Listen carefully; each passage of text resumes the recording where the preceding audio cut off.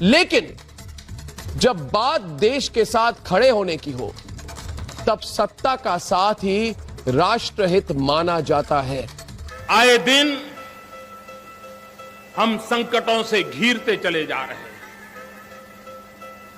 पाकिस्तान अपनी हरकतों को छोड़ नहीं रहा है। चीन आए दिन आंखें दिखाता रहता है, हमारी धरती पर घुस जाता है। चीन आंखें दिखा रहा है। चीन लद्दाख में सरहद पार करके बैठा है। चीन हमारी सरहद में 19 किलोमीटर तक घुस आया है। पूरे देश में गुस्सा है, लोगों का खून उबल रहा है। ये सवाल उठाना कि चीनी सेना हमारे जमीन पर आ गई और हम सोते रहे, ये सरकार पर सवाल नहीं होता है, ये सेना पर ही सवाल होता है, क्योंकि पेट्रोलिंग की ड्यूटी सरकार की नहीं होती है, सेना की होती है।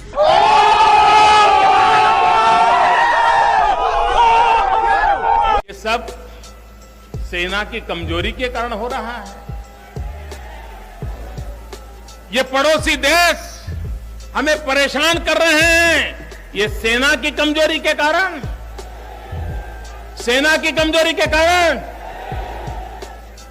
मित्रों, समस्या सीमा पर नहीं है, समस्या दिल्ली में है। चीन अपनी हरकतों से बाज नहीं आ रहा है और सरकार बैकफुट पर है। चीन की घुसपैठ पर सत्ते में है पूरा देश। सबके मन में सवाल कि क्यों हाथ पर हाथ धरे बैठी है सरकार। सरकार के ढूलमूल रवैये पर विपक्ष ने तेवर कड़े किए।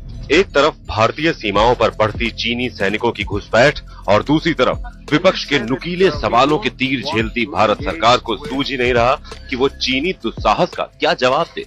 राहुल गांधी कह रहे थे प्रधानमंत्री को कि सामने आइए, डरिए मत, हम सब आपके साथ हैं, ललकार रहे थे। सोनिया गांधी ने कहा है चीन ने हमारी जमीन पर कब्जा कर लिया है। तो एक तो इस जानकारी का स्रोत जो वो दावा कर रही हैं। आप कह रही हैं कि स्रोत क्या है?